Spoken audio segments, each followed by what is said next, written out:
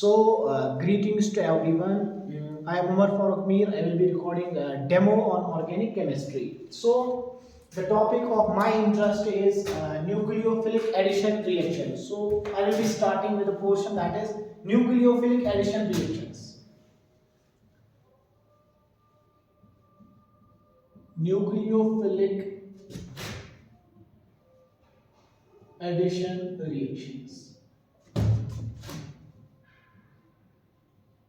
These nucleophilic addition reactions are simply called as NAR reactions. We simply write it in an abbreviated form which is called as NAR reactions. अब देखते हैं हमारे पास ये जो nucleophilic addition reactions होती है ये कहां पे हो जाती है, किन कंपाउंड्स में न्यूक्लियोफिलिक एडिशंस देखे जाते हैं, वो कौन से टाइप के हमारे पास सबस्ट्रेट्स होते हैं जिनका ये जनरल कैरेक्टरिस्टिक होता है इस टाइप की रिएक्शंस। ठीक है, तो हमारे पास ऑर्गेनिक केमिस्ट्री में एक जनरल फंक्शनल ग्रुप होता है, that functional group is called as carbonyl functional group, that is called as carbonyl functional group, functional group.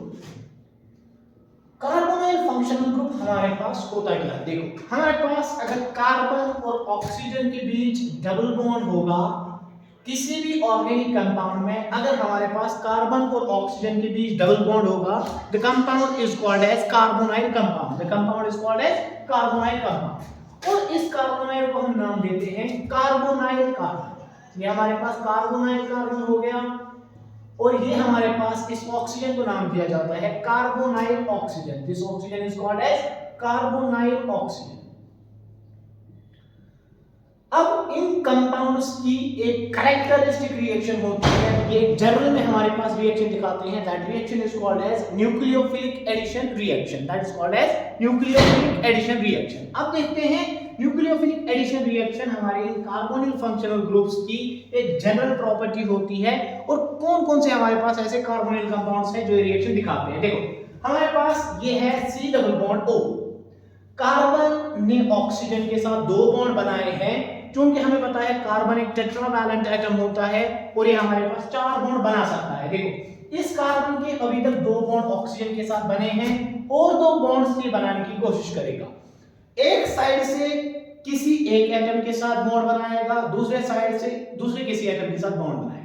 अगर हमारे पास एक कार्बोनाइल है, ये कार्बोनाइल एक साइड से बॉन्डिंग करता है किसी अल्काइल चेन के साथ और दूसरे साइड से ये किसी हाइड्रोजन के साथ बॉन्ड बनाता है, the compound is called as aldehyde, then the compound is called as aldehyde. तो अल्डिहाइड्स में हमारे पास कार्बोनाइल ग्रुप होता है, hence this will be called as carbonyl compounds, और उनमें एक साइड से कार्बन जो हो है that is attached with the alkyl chain और दूसरे साइड से वही कार्बन जो है that is attached with hydrogen.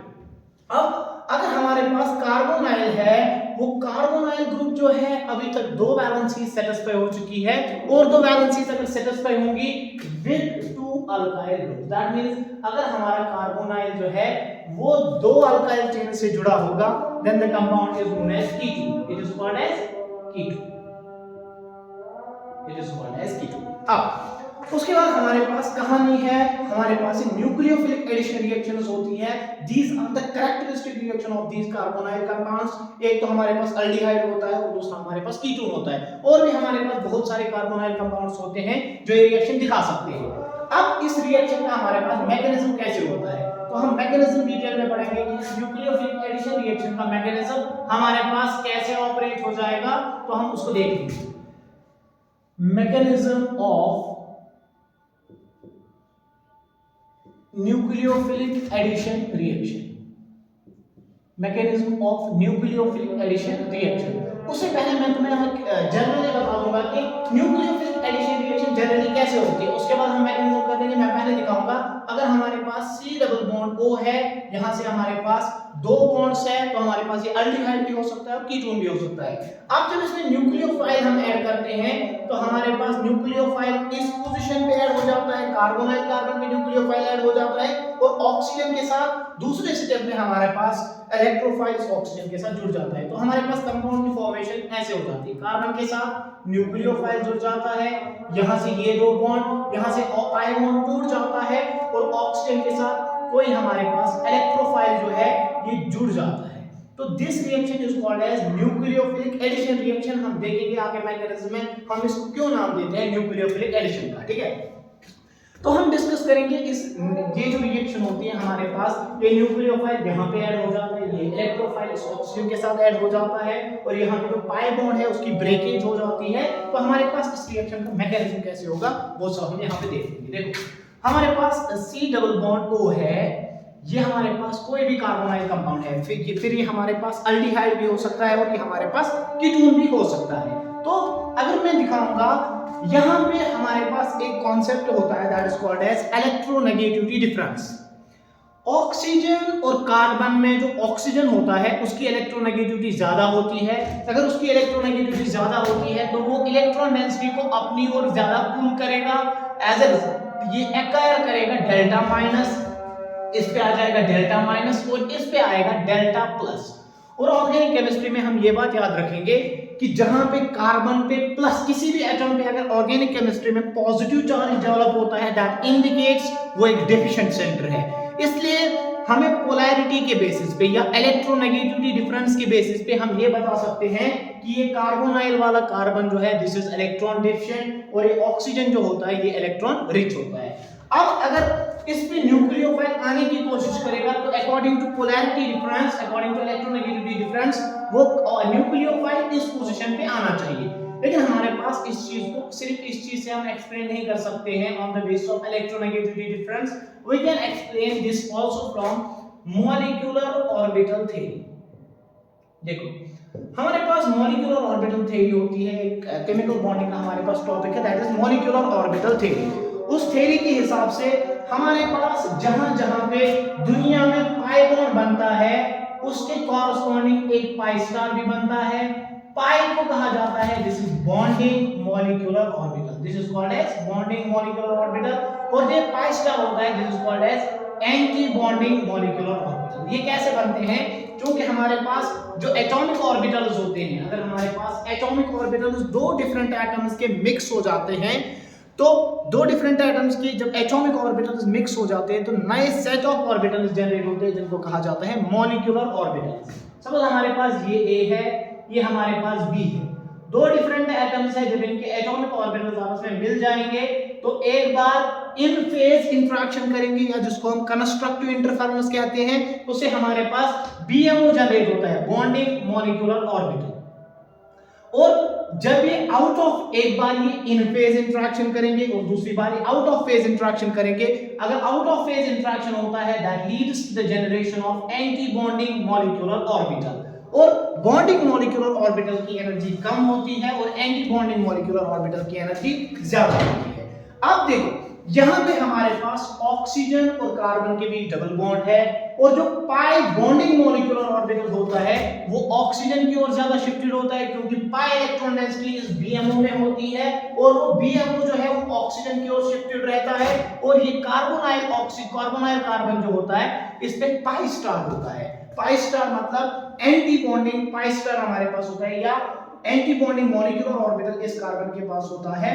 As a result that means इसके पास ये पाई स्टार होता है और इस पाई स्टार की एक खास प्रॉपर्टी होती है, ये होता है खाली, that means it is vacant और ये होता है एनर्जी में कम, तो दिस इज लो लाइन। इस कार्बोनाइल कार्बन के पास हमारे पास वैकेंट लो लाइन पाई स्टार होता है। कार्बोनाइल ऑक्सीजन का कैरेक्टरिस्टिक होता है उसके पास वैकेंट लो लाइन पाई स्टार होता है, इसलिए दैट वो पाई स्टार हमारे पास एक्ट करता है as a LUMO. Vacant low lying pi star जो होता है वो एक्ट करता है एज ल्यूमो। हमारे पास बॉन्ड तभी बनता है जब एक होमो जो होगा वो ल्यूमो के साथ इंटरेक्शन करता है, लेकिन होमो की एनर्जी ज्यादा होनी चाहिए और ल्यूमो की एनर्जी कम होनी चाहिए। This is homo and this is LUMO. अगर ये होमो और ल्यूमो आपस में इंटरेक्शन करेंगे तो उस इंटरेक्शन की वजह से हमारे पास केमिकल बॉन्ड की फॉर्मेशन होती है। What is this LUMO? LUMO का मतलब है लोवेस्ट, मतलब एनर्जी में सबसे कम होना चाहिए मॉलिक्यूलर ऑर्बिटल, और वेकेंट मतलब वो अनऑक्यूपाइड मॉलिक्यूलर ऑर्बिटल। हमारे पास जितने भी मॉलिक्यूलर ऑर्बिटल्स होंगे उन सब में जिस मॉलिक्यूलर ऑर्बिटल की कम एनर्जी होगी और जो खाली होगा that acts as a LUMO, और जितने भी हमारे पास मॉलिक्यूलर ऑर्बिटल्स होते हैं उनमें सबसे ज्यादा एनर्जी रखने वाला, और फिल्ड ऑर्बिटल जो होगा, फिल्ड मॉलिक्यूलर ऑर्बिटल जो होता है, that can act as HOMO। तो LUMO प्रोवाइड करता है ये कार्बोनाइल कार्बन, क्योंकि इसके पास pi star vacant low lying है, दैट एक्ट्स एज LUMO। तो हमारे पास अब यहां से न्यूक्लियोफाइल आ जाता है, क्योंकि न्यूक्लियोफाइल के पास होता है हाईएस्ट ऑक्यूपाइड मॉलिक्यूलर ऑर्बिटल, या मैं बोलूंगा वो अपना HOMO यूज करता है और उस HOMO से अपनी इलेक्ट्रॉन डेंसिटी डोनेट कर देता है। लेकिन न्यूक्लियोफाइल आइडेंटिफाई करेगा कि मुझे किस पोजीशन पे अटैक करना है, क्योंकि न्यूक्लियोफाइल इस सेंटर के पास आने की कोशिश करेगा तो यहां से रिपल्शन आ जाएगा, तो ये इसके पास नहीं आ जाएगा। इसलिए न्यूक्लियोफाइल के पास ये ऑप्शन बच जाता है, एक तो इस सेंटर पे डेल्टा पॉजिटिव है और इसके पास एक वैकेंट लो लाइन पाई स्टार है। न्यूक्लियोफाइल आएगा, इस सेंटर पे अटैक करेगा, एज अ रिजल्ट हमारे पास जो कंपाउंड की फॉर्मेशन हो जाएगी, दैट विल बी कार्बन यहां से आएगा। जब ये न्यूक्लियोफाइल इस सेंटर पे अटैक करेगा तो ये पाई इलेक्ट्रॉन डेंसिटी इस डायरेक्शन में शिफ्ट हो जाएगी, तो कार्बन के साथ हमारा न्यूक्लियोफाइल जुड़ जाएगा। यहां से और दो बॉन्ड्स और जो इलेक्ट्रॉन डेंसिटी है वो पर्टिकुलरली ऑक्सीजन एटम की ओर शिफ्ट हो जाएगी। लेकिन हम थोड़ा सा ध्यान देंगे कि यहाँ पे जो हमारे पास न्यूक्लियोफाइल का अटैक हुआ है, वो न्यूक्लियोफाइल का अटैक कहां से हुआ है, तो थोड़ा सा इसके अटैक को समझते हैं, ये न्यूक्लियोफिलिक अटैक कैसे होता है। देखो, मैं जानता हूं कि ये जो कार्बोनाइल कार्बन है, इस कार्बोनाइल कार्बन की जो हाइब्रिडाइजेशन होती है, दैट इज sp2 हाइब्रिडाइजेशन। ये हमारे पास sp2 हाइब्रिडाइजेशन रखने वाला कार्बोनाइल कार्बन है, और इसके साथ अगर sp2 हाइब्रिडाइजेशन एसोसिएटेड है तो यहां पे इसकी जो ज्योमेट्री होती है, that particular geometry is called as trigonal planar. That geometry is called as trigonal planar. That means यहां पे जो कार्बोनाइल है वो अडॉप्ट कर लेता है ट्राइगोनल प्लेनर स्ट्रक्चर। सारे जो एटम्स कार्बोनाइल के होते हैं वो एक ही प्लेन में प्रेजेंट होते हैं, इसलिए इसको कहा जाता है ट्राइगोनल प्लेनर। और यहां पे जो बॉन्ड एंगल होता है, characteristic bond angle is 120 degree. अब देखो, दैट मींस हमारे पास एक कार्बोनाइल कुछ ऐसा सा है, हमारे पास एक कार्बोनाइल कुछ ऐसा है, जो सारे atoms C double bond O यहां से यहां से यहां से, दैट मींस तुम एक बोर्ड का प्लेन मानोगे और देखोगे कि ऑक्सीजन भी इसी प्लेन में है, और जो दो ग्रुप्स इसके साथ लगे हुए हैं वो दोनों ग्रुप्स इसी प्लेन में प्रेजेंट है। दैट मींस ये हमारे पास एक प्लेनर स्ट्रक्चर है। अगर आप ऐसे नहीं सोच पा रहे तो मेरे पास एक कागज है, मैं दिखा सकता हूं। देखो, अगर मैं एक कागज लेता हूं और इसी कागज के प्लेन में अगर मैं बोल देता हूं कि यहां पे डबल बॉन्ड O है, यहां से एक ग्रुप लगा है, एक ग्रुप लगा है, ये हमारे पास एक प्लेनर स्ट्रक्चर है, क्योंकि सारे जो एटम्स है वो इसी प्लेन में लाई कर रहे हैं, hence the structure is called as planar structure।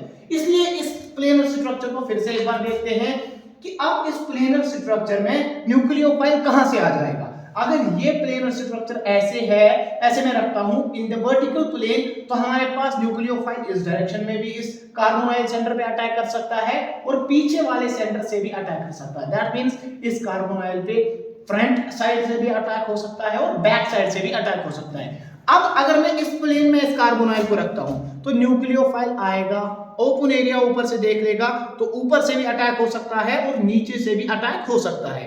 तो हमारे पास जो कार्बोनाइल है, उस कार्बोनाइल कार्बन पे फ्रंट अटैक भी, बैक अटैक भी, अप अटैक भी, डाउन अटैक भी, मैं बोलूंगा अप साइड से भी अटैक हो सकता है, बैक साइड से भी अटैक हो सकता है, क्योंकि जो भी प्लेनर स्ट्रक्चर आपके पास आएगा, अगर वहां पे न्यूक्लियोफाइल आने की कोशिश करेगा, वो ऊपर से भी आ सकता है और नीचे से भी आ सकता है। लेकिन जब इस पे न्यूक्लियोफाइल का एडिशन हो गया, जब इस पे न्यूक्लियोफाइल का एडिशन हो गया, तो इसकी हाइब्रिडाइजेशन स्टेट चेंज हो गई फ्रॉम sp2 टू sp3, और इस sp3 में जो कैरेक्टरिस्टिक बॉन्ड एंगल होता है, दैट इज 109 डिग्री 28 मिनट्स, और उसके साथ साथ यहां पे जो ज्योमेट्री होती है, that particular geometry is called as tetrahedron. और ये हमारे पास एक इंटरमीडिएट होता है, जिस इंटरमीडिएट को नाम दिया जाता है alkoxide intermediate. This intermediate is called as alkoxide intermediate. अब देखते हैं आगे। अब उसके बाद जब अल्कोक्साइड इंटरमीडिएट आ गया, उसके बाद इस अल्कोक्साइड इंटरमीडिएट में ऑक्सीजन पे नेगेटिव चार्ज है, उस नेगेटिव चार्ज को स्टेबलाइज करने के लिए हमारे पास इलेक्ट्रोफाइल आ जाएगा। इलेक्ट्रोफाइल आ जाएगा तो वो उस O नेगेटिव को कैप्चर कर लेगा, O नेगेटिव जो है वो इस इलेक्ट्रोफाइल के साथ जुड़ जाएगा, और हमारे पास ओवरऑल हम देख लेंगे ये एक एडिशन रिएक्शन है, क्योंकि कार्बोनाइल जो है यहाँ पे अब न्यूक्लियोफाइल का आना रहा और इलेक्ट्रोफाइल यहाँ पे आ चुका है। दैट मींस कुछ एडिशन हुआ है this product is called as addition product, या इसको बताया जाता है एडक्ट। ये हमारे पास एडिशन प्रोडक्ट है, या इसको मैं लिख सकता हूं एडिशन कंपाउंड लिख लो, या एडिशन प्रोडक्ट लिख लो, या इसको तुम लिख सकते हो सिंपली ये हमारे पास अडक्ट होता है। अब इस अडक्ट में हम याद रखेंगे कि इस अडक्ट में न्यूक्लियोफाइल और इलेक्ट्रोफाइल जुड़ गया है, दैट इज कॉल्ड एज, इस पे अटैकिंग रिएजेंट ने एडिशन दिखाया है, hence the reaction is called as addition, या इस प्रोडक्ट को बताया जाता है अडक्ट। क्या बताया जाता है? अडक्ट। अब उसके बाद हमारे पास मैं कहानी में बोल दूंगा कि हमारे पास इस रिएक्शन का नाम क्यों न्यूक्लियोफिलिक एडिशन पड़ा है, इसको क्यों इलेक्ट्रोफिलिक एडिशन नहीं बताते हैं हम, क्योंकि जब रिएक्शन शुरू हुई, रिएक्शन में सबसे पहले जो रिएक्शन को इनिशिएट किया या रिएक्शन को जो स्टार्ट करने वाला एजेंट था, दैट वाज न्यूक्लियोफाइल। न्यूक्लियोफाइल ने इस रिएक्शन को अटैक किया सबसे पहले, उसके बाद उस पे ऐड हो गया। दैट मींस इस इनिशिएशन स्टेप में जब हमारे पास सबसे पहला स्टेप था तो वहां पे न्यूक्लियोफाइल आ गया, न्यूक्लियोफाइल ने एडिशन दिखाया, hence the reaction is called as nucleophilic addition reaction. तो हम कार्बन आयंस में इलेक्ट्रोफिलिक एडिशन रिएक्शन क्यों नहीं पढ़ते हैं वो मैं बता दूंगा, लेकिन याद रखो कि रिएक्शन का नाम न्यूक्लियोफिलिक एडिशन क्यों होता है, क्योंकि सबसे पहले स्टेप में न्यूक्लियोफाइल ही ऐड हो जाता है, न्यूक्लियोफाइल ही इस रिएक्शन को इनिशिएट करता है, न्यूक्लियोफाइल की वजह से ही रिएक्शन प्रोग्रेस हो जाती है, इसलिए रिएक्शन का नाम पड़ गया है न्यूक्लियोफिलिक, और एडिशन प्रोडक्ट बन गया है, एडक्ट बन गया लास्ट में, तो नाम पड़ जाएगा न्यूक्लियोफिलिक एडिशन रिएक्शन। अब देखते हैं, मैं इस पोर्शन को ऐसे ही रख लेता हूं, मैं दिखाता हूं तुम्हें कि इन कार्बन आयंस पे इलेक्ट्रोफिलिक एडिशन क्यों नहीं होता है। इलेक्ट्रोफाइलिक एडिशन का मतलब अगर पहले ही स्टेप में हमारा इलेक्ट्रोफाइल जो है वो इस कार्बन आयन सेंटर पे अटैक करेगा, अगर वैसा होगा तो हमारे पास रिएक्शन कैसे चलेगी वो हम देख लेते हैं। देखो मैं बताता हूं, अगर ये हमारे पास C डबल बॉन्ड O है, C डबल बॉन्ड O है, यहां से हमारे पास इसके साथ एक ग्रुप, यहां से इसके साथ एक ग्रुप। अब अगर इलेक्ट्रोफाइल इस पे जोड़ देंगे तो उस इलेक्ट्रोफाइल की प्रेजेंस में इलेक्ट्रोमैग्नेटिक इफेक्ट हो जाएगा और पाई इलेक्ट्रॉन डेंसिटी जो है वो इस डायरेक्शन में शिफ्ट हो जाएगी और इस इलेक्ट्रोफाइल पे अटैक करेगी, और हमारे पास जो स्ट्रक्चर बनेगा दैट विल बी C। इस ऑक्सीजन के साथ पहले स्टेप में ही इलेक्ट्रोफाइल जुड़ गया है, इलेक्ट्रोफाइल की वजह से ये रिएक्शन इनिशिएट हो गई और यहाँ पे पाई इलेक्ट्रॉन डेंसिटी इधर शिफ्ट हो गई, कार्बन पे प्लस आएगा, यहाँ से और दो बॉन्ड बन गए, ये हमारे पास इंटरमीडिएट बन गया। लेकिन इस इंटरमीडिएट और इस इंटरमीडिएट में, अल्कोक्साइड इंटरमीडिएट में हम चेक करते हैं क्या फर्क है, क्या फर्क है अल्कोक्साइड इंटरमीडिएट और जब हम इलेक्ट्रोफाइल एडिशन देखते हैं तो वहां पे जो इंटरमीडिएट बनता है दोनों को कंपेयर करेंगे, जिसकी स्टेबिलिटी ज्यादा होगी रिएक्शन उसी पाथ से फेवर कर लेगी। तो मैं बताता हूं, यहां पे जो कार्बन है, इस कार्बन के पास टोटल आउटर मोस्ट शेल में 8 इलेक्ट्रॉन्स है। कितने इलेक्ट्रॉन्स है? 8 इलेक्ट्रॉन्स। अगर इसके पास 8 इलेक्ट्रॉन है, इसका मतलब ये हमारे पास ऑक्टेट स्टेबलाइज्ड है, इसके लिए ऑक्टेट रूल को फॉलो करता है, इसलिए मैं लिखूंगा ये ऑक्टेट स्टेबलाइज्ड है। इसका मतलब ऑक्टेट रूल के हिसाब से ये जो इंटरमीडिएट यहां पे जनरेट हुआ है, दिस इंटरमीडिएट इज स्टेबल। लेकिन अगर इस इंटरमीडिएट को देखते हैं, जब इलेक्ट्रोफाइल जुड़ गया और यहां पे हमारे पास ये इंटरमीडिएट बन गया, इस इंटरमीडिएट में कार्बन के पास सिर्फ 6 इलेक्ट्रॉन है। अगर इसके पास सिर्फ 6 इलेक्ट्रॉन है तो ये ऑक्टेट रूल को वायलेट करता है, ये ऑक्टेट रूल के हिसाब से स्टेबलाइजर नहीं है, इसलिए मैं मानूंगा ये अनस्टेबल इंटरमीडिएट है। अगर ये अनस्टेबल इंटरमीडिएट है तो रिएक्शन इस पाथ से नहीं जाएगी, रिएक्शन कभी इलेक्ट्रोफिलिक पाथ से नहीं जाएगी, रिएक्शन हमेशा न्यूक्लियोफिलिक पाथ से जाएगी, क्योंकि बनने वाला इंटरमीडिएट जो है that is extremely stable as compare to this. ठीक है, अब यहां पे हम बोलेंगे न्यूक्लियोफिलिक एडिशन रिएक्शंस इसलिए फेवर नहीं करती है, इलेक्ट्रोफिलिक एडिशन रिएक्शंस इसलिए फेवर नहीं करती है क्योंकि वहां पे जो बनने वाला इंटरमीडिएट होता है वो अनस्टेबल होता है। लेकिन जब हम NaR में देखते हैं, न्यूक्लियोफिलिक एडिशन में देखते हैं, तो हमारा जो इंटरमीडिएट अल्कोक्साइड इंटरमीडिएट होता है दैट इज ऑक्टेट स्टेबलाइजर, इसलिए रिएक्शन इस पाथ से जाएगी, इस पाथ से नहीं जाएगी। अब उसके बाद हमने मैकेनिज्म तो देख लिया कि ओवरऑल हमारे पास एडिशन हो गया, इलेक्ट्रोफिलिक एडिशन क्यों नहीं होता है। अब हम और एक चीज यहां पे डिस्कस करते हैं, हम रेट्स को डिस्कस करते हैं। न्यूक्लियोफिलिक एडिशन रिएक्शन कहां पे सबसे फास्ट होगी और कहां पे सबसे कम न्यूक्लियोफिलिक एडिशन रिएक्शन हो जाएगी। ठीक है, तो will be starting with rates in NaR। Rates in NaR nucleophilic addition reactions की रेट्स को कंपेयर करेंगे। तो अगर हम रेट्स को कंपेयर करना चाहेंगे तो हम देखेंगे कहां पे सबसे ज्यादा रेट होगी और कहां पे सबसे कम रेट होगी। देख लेते हैं एक बार।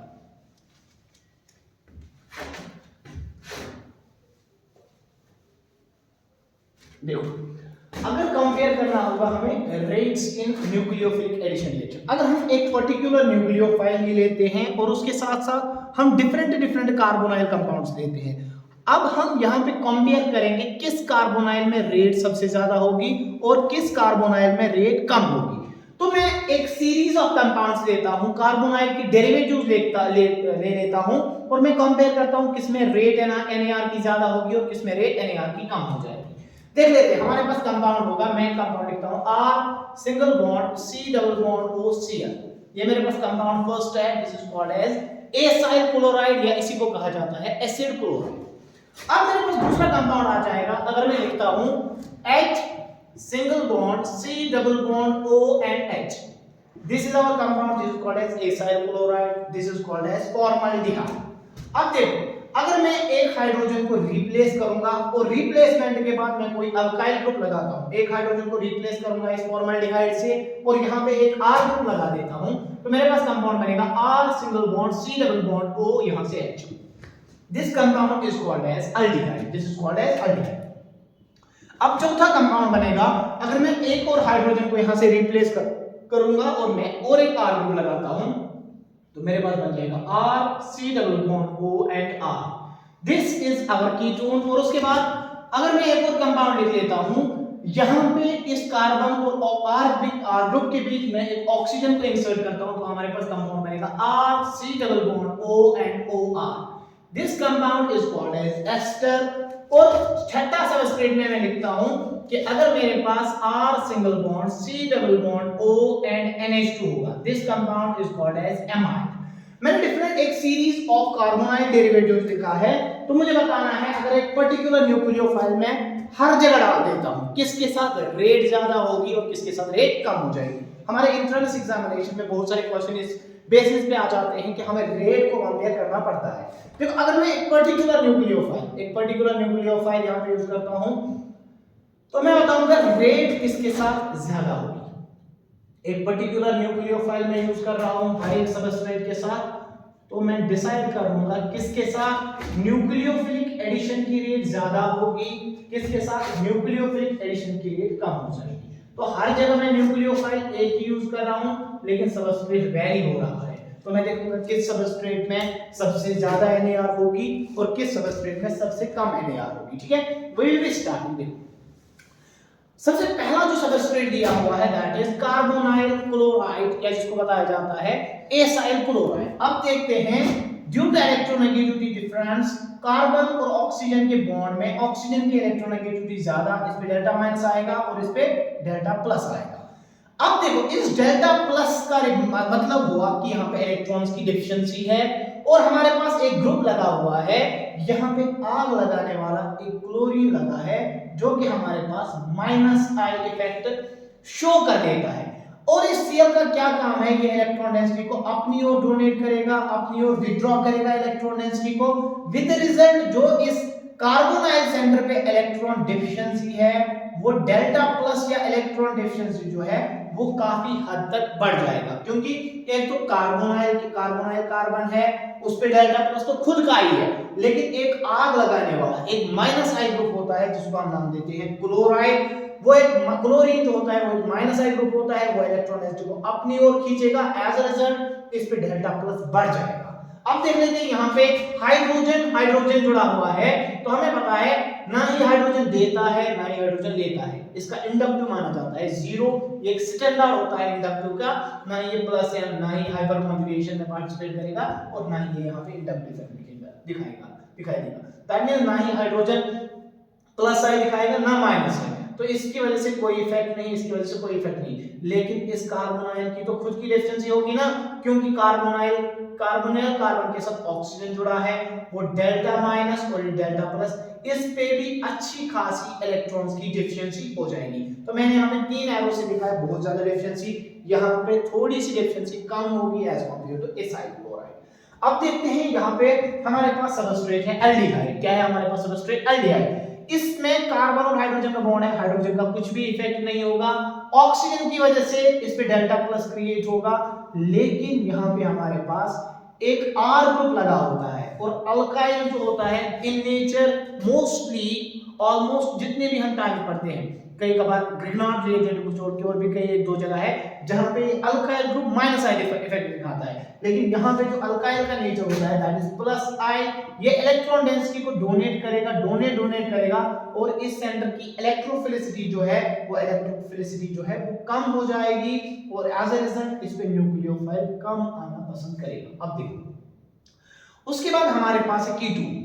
इस कीटोन में यहां से भी अल्काइल ग्रुप दे रहा है, यहां से भी अल्काइल ग्रुप दे रहा है, दैट मींस यहां पे डेल्टा प्लस का जो मैग्नीट्यूड है वो कम हो जाएगा, क्योंकि हमारे पास कार्बन और ऑक्सीजन के बीच डबल बॉन्ड है, ऑक्सीजन की ओर ज्यादा इलेक्ट्रॉन डेंसिटी शिफ्टेड इस पे डेल्टा प्लस, लेकिन इस डेल्टा प्लस को स्टेबलाइज कर रहा है plus I of these two alkyl groups, as a result इस सेंटर की इलेक्ट्रॉन डेफिशिएंसी कम हो जाएगी।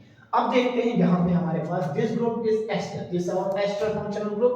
अब देखो यहाँ पे कार्बन और ऑक्सीजन के बीच डबल बॉन्ड है तो इस पे डेल्टा प्लस होगा, लेकिन इस डेल्टा प्लस को स्टेबलाइज कर रहा है plus M effect of this oxygen. Oxygen क्योंकि प्लस एम से यहाँ पे इफेक्ट कर लेगा, प्लस एम इफेक्ट देगा क्योंकि यहाँ पे कॉन्जुगेशन मॉलिक्यूल में है, लोन पेयर पाई रेजोनेंस हो जाएगा, तो इस सेंटर की इलेक्ट्रॉन डेफिशिएंसी जो है वो काफी हद तक रिड्यूस हो जाएगी, तो मैं बोलूंगा इसकी जो इलेक्ट्रोफिलिसिटी है वो बहुत बहुत कम हो जाएगी। अब इसके बाद हमारे पास एमाइड है। इस एमाइड में हमारे पास R ग्रुप तो दे रहा है, यहां से नाइट्रोजन देगा विद प्लस M इफेक्ट, क्योंकि वो एक प्लस M ग्रुप है वो पार्टिसिपेट करेगा लोन पेयर पाई रेजोनेंस में, ये लोन पेयर जो है ये पार्टिसिपेट करेगा ये lone pair pi resonance, as a result जो इस पे डेल्टा प्लस है वो ज्यादा कम हो जाएगा, क्योंकि नाइट्रोजन और ऑक्सीजन में नाइट्रोजन ज्यादा प्लस M दिखाता है और ऑक्सीजन प्लस M कम दिखाता है, एज अ रिजल्ट इस सेंटर की इलेक्ट्रॉन डेफिशिएंसी जो है वो ज्यादा कम हो जाएगी, इस सेंटर की थोड़ी सी इलेक्ट्रॉन डेफिशिएंसी जो है वो परसिस्टेड रहेगी। तो मैं बताऊंगा इलेक्ट्रॉन डेफिशिएंसी कहां पे सबसे ज्यादा, यहां पे इलेक्ट्रॉन डेफिशिएंसी सबसे कम।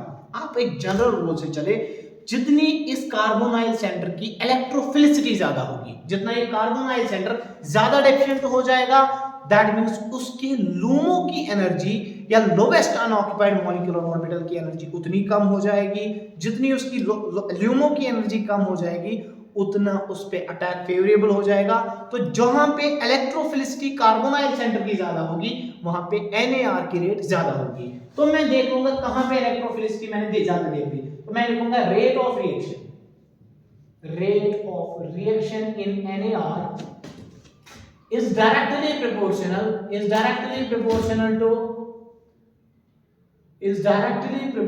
to electrophilicity of carbonyl carbon।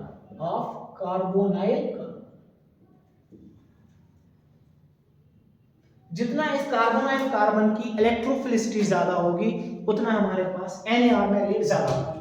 अब मैंने देखा एसिड क्लोराइड में सबसे ज्यादा, उसके बाद उसके बाद ये एल्डिहाइड, ये कीटोन, ये एस्टर और एमाइड में इस सेंटर की इलेक्ट्रोफिलिसिटी सबसे कम होती है, यहाँ पे इलेक्ट्रोफिलिसिटी सबसे ज्यादा होती है, तो इसमें रेट ऑफ NAR सबसे ज्यादा होगी। तो अगर मैं लिखूंगा rate of reaction in NAR, अगर मैं लिख लेना चाहता हूं तो मेरे पास जो एसाइल क्लोराइड होगा या जो एसिड क्लोराइड हमारे पास होगा उसमें न्यूक्लियोफिलिक एडिशन की रेट सबसे ज्यादा, तो 1 सबसे पहले, उसके बाद हमारे पास 2, उसके बाद 3, उसके बाद 4, उसके बाद 5 और सबसे लीस्ट रिएक्शन में पाई जाती है that is present in these amides. तो हमने डिसाइड किया कि जितनी इलेक्ट्रोफिलिसिटी हमारे इस कार्बोनाइल की कार्बन की थी तो उतना उसमें न्यूक्लियोफिलिक एडिशन की रेट ज्यादा थी। अब उसके बाद मैं एक और क्वेश्चन लिख लेता हूं जो हमारे एंट्रेंस में आया हुआ है। अगर हमारे पास फिर से एक क्वेश्चन आएगा, हमें कंपेयर करना होगा रेट इन NAR, तो हम कैसे करेंगे?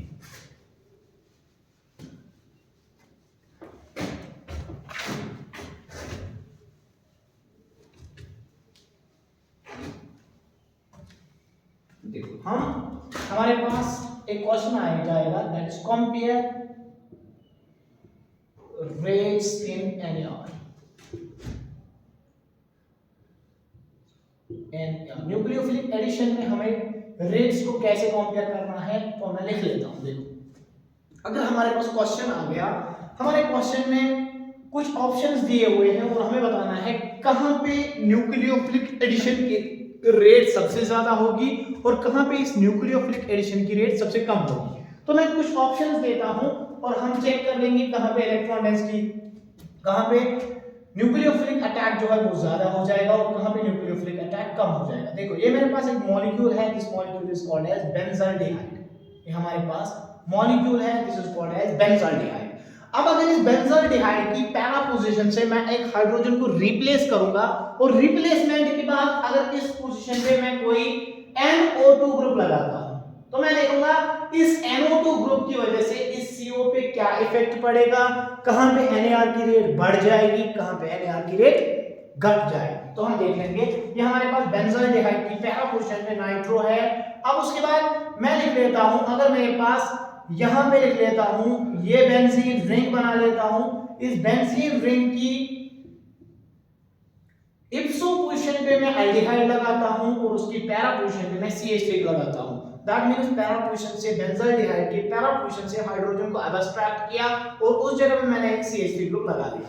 अब उसके बाद अगर मेरे पास और एक कंपाउंड आ जाएगा, दिस इज अगेन बेंजाल्डिहाइड, लेकिन इस बेंजाल्डिहाइड में पैरा पोजीशन से मैं हाइड्रोजन को हटा के मैं एक OMe ग्रुप लगाता हूं। ये मेरे पास A ऑप्शन, ये मेरे पास B ऑप्शन, ये C और मेरे पास D ऑप्शन, कुछ ऐसा। अगर मेरे पास ये फिर से बेंजाल्डिहाइड का मॉलिक्यूल है, इस बेंजाल्डिहाइड के मॉलिक्यूल में अगर मैं पैरा पोजीशन पे हाइड्रोजन को जो रिमूव करके हाइड्रोजन ही रख लेता हूं तो मैं देखूंगा क्या इफेक्ट पड़ेगा, कहां पे NAR की रेट सबसे ज्यादा और कहां पे NAR की रेट सबसे कम हो जाएगी। देखो तो हम देखेंगे ये जो ग्रुप्स मैंने पैरा पोजीशन पे लगाए हैं, इन ग्रुप्स का क्या इफेक्ट रहेगा ऑन दिस कार्बोनाइल सेंटर। देखो क्योंकि हम जानते हैं कि जो NO2 ग्रुप होता है ये एक -M ग्रुप होता है, ये जो CH3 होता है ये एक +H ग्रुप होता है, हाइपर कॉन्जुगेशन से देता है, ये रेजोनेंस से लेता है, ये रेजोनेंस से देता है, इसलिए इसको कहा जाता है OMe को माना जाता है एक +M ग्रुप और हाइड्रोजन का कोई भी इफेक्ट नहीं होता है, ना +M ना इलेक्ट्रो और कोई भी इफेक्ट ये यहां से नहीं लगाता है। अब देखेंगे जो NO2 है वो एक -M ग्रुप है तो वो इलेक्ट्रॉन डेंसिटी को विथड्रॉ करेगा तो इस पोजीशन पे प्लस क्रिएट करेगा ड्यूरिंग रेजोनेटिंग स्ट्रक्चर्स, इस पोजीशन पे प्लस क्रिएट होगा, इस पोजीशन पे क्रिएट होगा, इस पोजीशन पे प्लस चार्ज क्रिएट होगा। अब CH3 जो है वो हाइपर कॉन्जुगेशन से देगा क्योंकि sp2 सेंटर के साथ sp3 है और उस sp3 पे अल्फा हाइड्रोजन प्रेजेंट है तो हाइपर कॉन्जुगेशन से देगा, इस सेंटर पे माइनस, इस सेंटर पे माइनस, इस सेंटर पे माइनस। ये हमारे पास ड्यूरिंग जब इनके रेजोनेटिंग स्ट्रक्चर्स बनाएंगे उन रेजोनेटिंग स्ट्रक्चर से पता चल जाएगा इन पोजीशंस पे जो मैंने पोजीशन मार्क की है, जिन पोजीशंस पे मैंने चार्जेस लगाए हैं, ये मतलब हुआ कि रेजोनेटिंग स्ट्रक्चर्स में इन पोजीशंस पे जो चार्जेस क्रिएट हो जाते हैं। OMe चूंकि एक +M ग्रुप होता है वो इलेक्ट्रॉन डेंसिटी डोनेट करेगा, यहां पे माइनस, यहां पे माइनस, यहां पे माइनस। अब हाइड्रोजन का कुछ भी इफेक्ट नहीं होगा, ना ही ये देगा ना ही ये लेगा, तो बेंजाल्डिहाइड की जो इलेक्ट्रोफिलिसिटी है वो एज इट इज रहेगी, उस पे उसकी इलेक्ट्रोफिलिसिटी पे कोई फर्क नहीं पड़ेगा। अब जो NO2 है उसने इस पोजीशन पे प्लस चार्ज क्रिएट किया है, जिस पोजीशन पे एल्डिहाइड ग्रुप लगा है उसी पोजीशन पे प्लस चार्ज क्रिएट किया। एज इसका मतलब ये सेंटर डिफरेंट हो गया, ये इलेक्ट्रॉन डेंसिटी को पुल करेगा, एज अ रिजल्ट अगर ये इलेक्ट्रॉन डेंसिटी को अपनी ओर खींचेगा तो इस कार्बोनाइल सेंटर का जो डेल्टा पॉजिटिव है वो इंक्रीज हो जाएगा, दैट मींस इस सेंटर की इलेक्ट्रोफिलिसिटी जो है वो इंक्रीज हो जाएगी। CH3 चूंकि हाइपर कॉन्जुगेशन से देगा तो हाइपर कॉन्जुगेशन से जब देगा तो इस सेंटर पे नेगेटिव चार्ज क्रिएट हो गया, कार्बन पे नेगेटिव चार्ज क्रिएट होता है तो वो एक प्लस आई इफेक्ट देता है, प्लस आई से डोनेट कर देता है। एज अ रिजल्ट अगर ये प्लस आई से देगा तो मुझे बताओ इस सेंटर की इलेक्ट्रोफिलिसिटी कम हो जाएगी, लेकिन OMe भी दे रहा है, यहां पे भी माइनस चार्ज क्रिएट होता है, लेकिन ये हाइपर कॉन्जुगेशन से दे रहा है, ये रेजोनेंस से दे रहा है। अगर रेजोनेंस से मिलता है वो ज्यादा देता है, हाइपर कॉन्जुगेशन से कम मिलता है, इसलिए मैं बोलूंगा OMe ज्यादा देगा, ज्यादा नेगेटिव चार्ज क्रिएट करेगा, एज अ रिजल्ट इस सेंटर की इलेक्ट्रोफिलिसिटी जो है वो बहुत बहुत कम हो जाएगी as compare to the hyperconjugation. अब हाइड्रोजन ना ही देगा ना ही लेगा तो हम बोलेंगे कहां पे इलेक्ट्रोफिलिसिटी ज्यादा इंक्रीज होगी।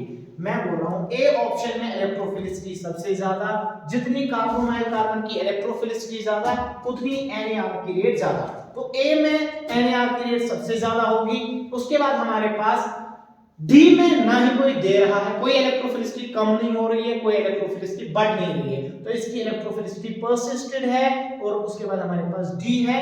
अब इन दो की इलेक्ट्रोफिलिसिटी जो है वो डिक्रीज होगी, लेकिन इसमें कम डिक्रीज होगी, इस पे न्यूक्लियोफाइल आएगा और इस पे न्यूक्लियोफाइल बहुत बहुत कम आएगा। तो हमारे पास बी में इलेक्ट्रोफिलिसिटी थोड़ी सी रिटेन्ड है, इसलिए इसमें रेट ज्यादा, और सी में रेट सबसे कम होगी क्योंकि वहां पे OMe प्लस M इफेक्ट से देता है। तो ये हमारे पास न्यूक्लियोफिलिक एडिशन रिएक्शंस की जो रेट्स है वो भी हमने देख ली। तो जहां जहां इलेक्ट्रोफिलिसिटी कार्बोनाइल सेंटर की ज्यादा, वहां पे NaR की रेट जो है वो ज्यादा होगी। अब उसके बाद हम एक एडिशन में एक न्यूक्लियोफिलिक एडिशन रिएक्शन शुरू करते हैं, that is called as aldol condensation. Aldol condensation, ठीक है, we'll be starting with aldol condensation. Time हो रहा, time 35. देखो, we'll be starting with the next reaction that is called as aldol condensation.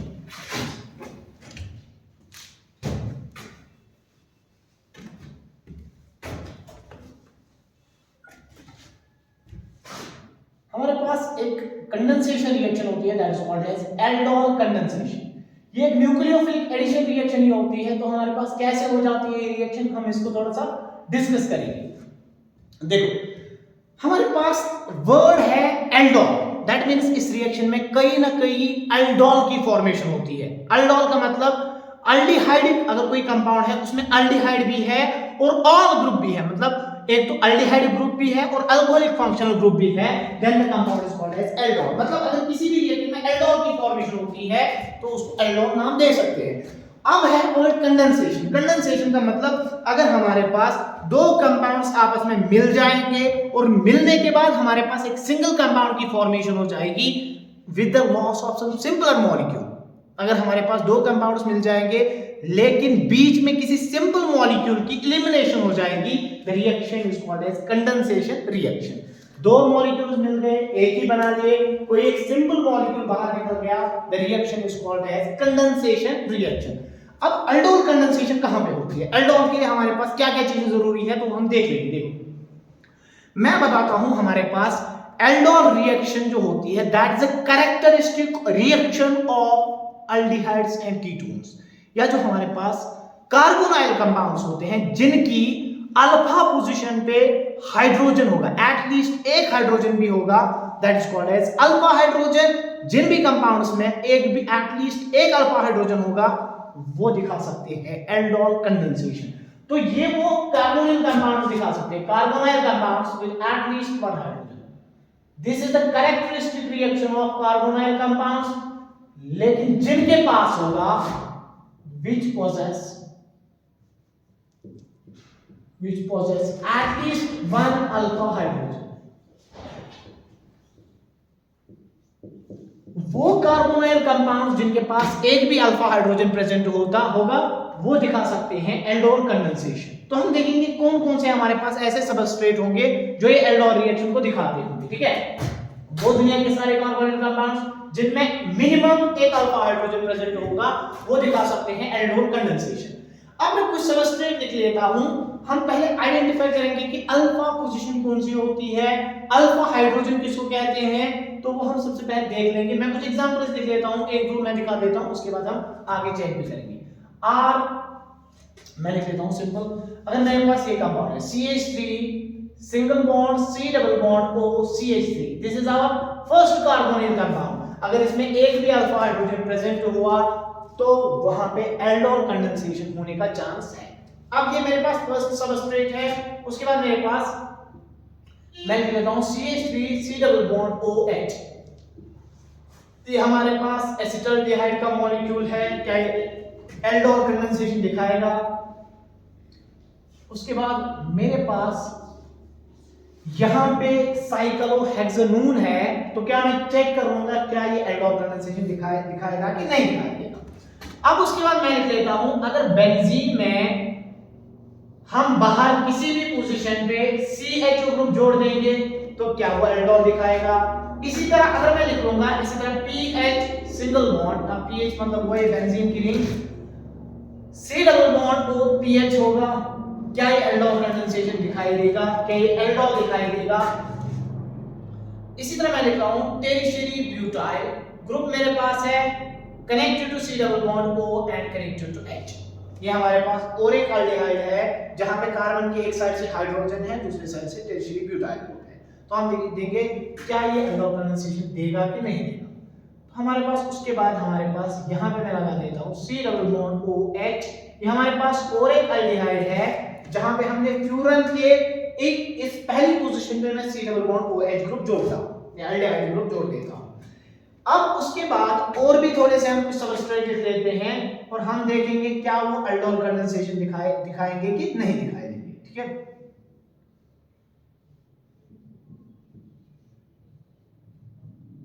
मैं इतने को लिख लेता हूं, उसके बाद हम फर्दर देख लेंगे।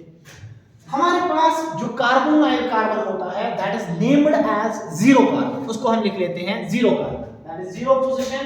उस जीरो पोजीशन के साथ जितनी भी पोजीशन डायरेक्टली कनेक्टेड है they are called as alpha positions. तो जीरो के बाद ये नेक्स्ट है, इसको अल्फा नाम देते हैं, इसको अल्फा नाम देते हैं।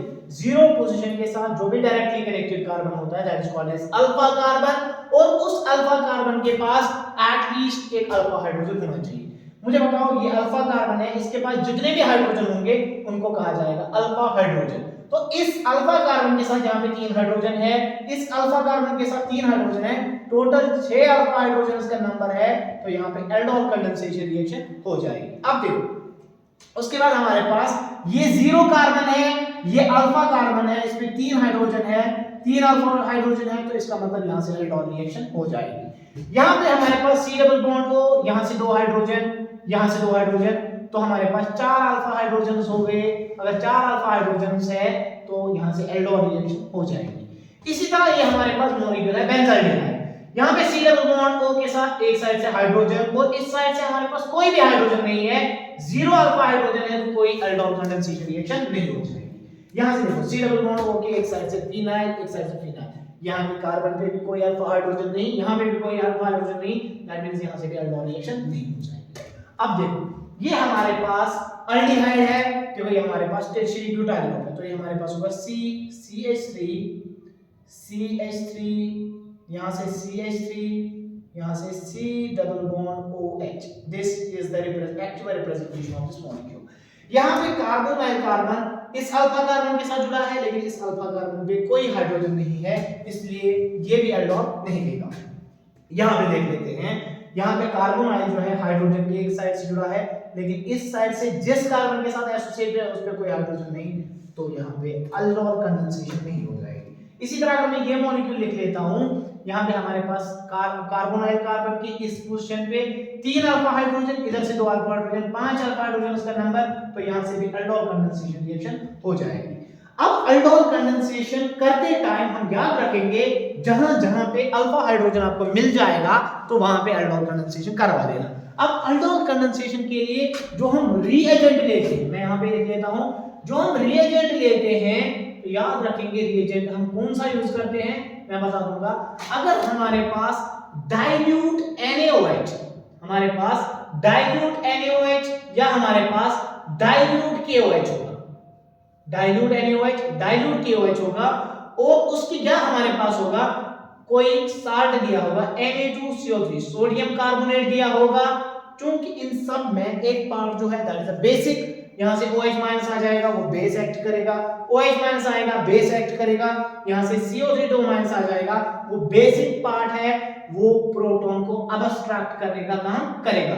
तो अगर इन ये कंपाउंड्स दिए हैं डाइल्यूट NaOH डाइल्यूट KOH या Na2CO3, उसके बाद अगर हमारे पास हीटिंग मिल जाएगी तो उसके बाद अगर इतनी रिएक्शन है तो एक पर्टिकुलर स्टेज पे रिएक्शन को रोकना है। उसके बाद अगर हमारे पास नेक्स्ट स्टेप में हीट दी हुई है तो हमें रिएक्शन को आगे प्रोसीड करवाना है। तो हम देखेंगे आगे हमारे पास क्या क्या प्रोडक्ट इस रिएक्शन में मिल जाते हैं। ठीक है, तो हम देखेंगे, हम मैकेनिज्म ऑफ एल्डोल यहां पर स्टडी करने की कोशिश करते हैं। इस रिएक्शन की 2 मैकेनिज्म होते हैं, ध्यान से सुनेंगे। इस रिएक्शन के 2 मैकेनिज्म होते हैं, एक होता है एसिड कैटालाइज्ड एल्डोल कंडेंसेशन और दूसरी रिएक्शन होती है that is base catalysed aldol condensation.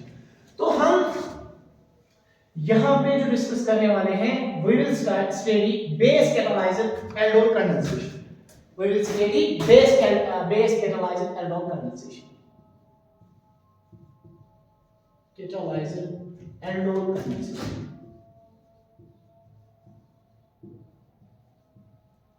तो हमने देखा जो हम यहाँ पे रिएजेंट लेते हैं दैट इज डाइल्यूट NaOH या डाइल्यूट KOH के साथ Na2CO3 हम यहाँ पे यूज करते हैं। अब जो ये बेस कैटालाइज्ड एल्डोल कंडेंसेशन होती है या हमारे पास जो acid catalysed aldol condensation reaction होती है, ये दोनों रिएक्शन जो होती हैं these are reversible reaction. That means इनमें जो बाई डायरेक्शनल नेचर है that leads to the equilibrium formation, वहां पे इक्विलिब्रियम आने का चांस हो सकता है, क्योंकि जो भी हमारे पास रिवर्सिबल रिएक्शन होती है that is by directional reaction, उसमें फॉरवर्ड स्टेप भी होता है और बैकवर्ड स्टेप भी होता है। इसलिए अगर मैं एसिड कैटालाइज्ड एल्डोल पढ़ूंगा या बेस कैटालाइज्ड एल्डोल पढ़ूंगा तो दोनों रिएक्शंस जो है वो रिवर्सिबल रिएक्शंस होती है और उन दोनों रिएक्शंस में हम इक्विलिब्रियम अटेन कर सकते हैं। अब ये base catalysed aldol condensation reaction कैसे हो जाती है? देखो हमारे पास मैं लिखता हूं R single bond C double bond O, यहां पे हमारे पास CH3। पहले देखिए कि क्या ये एक ऐसा सबस्ट्रेट है जो एल्डोल कंडेंसेशन वाली रिएक्शन दे सकता है, तो मैं चेक कर लूंगा क्या अल्फा पोजीशन पे अल्फा कार्बन पे एक अल्फा हाइड्रोजन है। यस, यहां पे एक नहीं 3 अल्फा हाइड्रोजन मिल रहे हैं, तो ये एल्डोल कंडेंसेशन रिएक्शन देगा। अब देखो, अब अगर इसके साथ में डाइल्यूट NaOH डालता हूं तो देखो सबसे पहला अटैक जो होता है दैट इज काइनेटिक अटैक।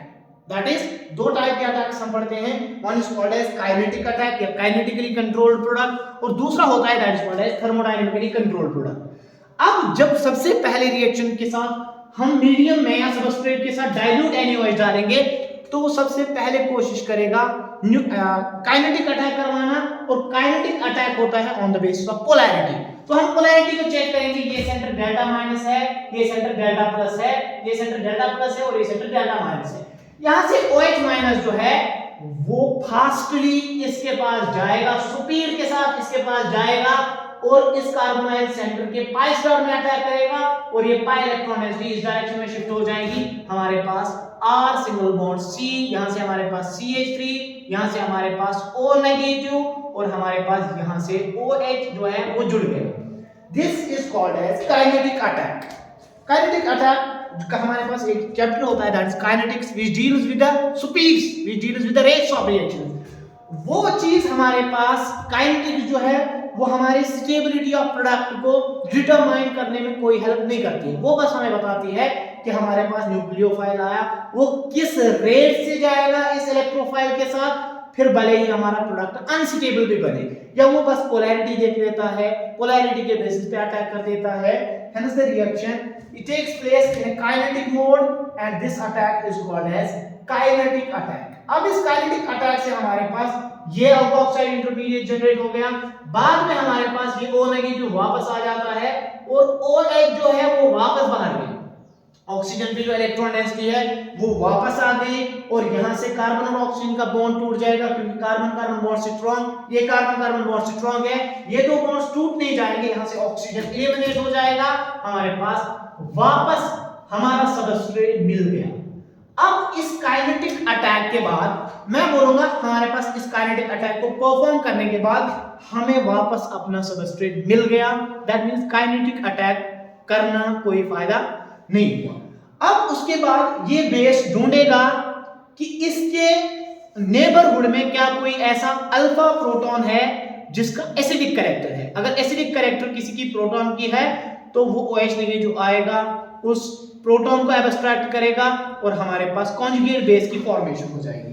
तो मैं अब दूसरे मोड में आ जाऊंगा। इस अटैक काइनेटिक अटैक से हमारे पास कोई भी फायदा नहीं हुआ। अब जो नेक्स्ट अटैक हुआ that will be called as thermodynamic attack. अब देखो यहां पे हमारे पास CH, इसको मैं लिख सकता हूं एज CH2H, इसको मैं लिख सकता हूं CH2H।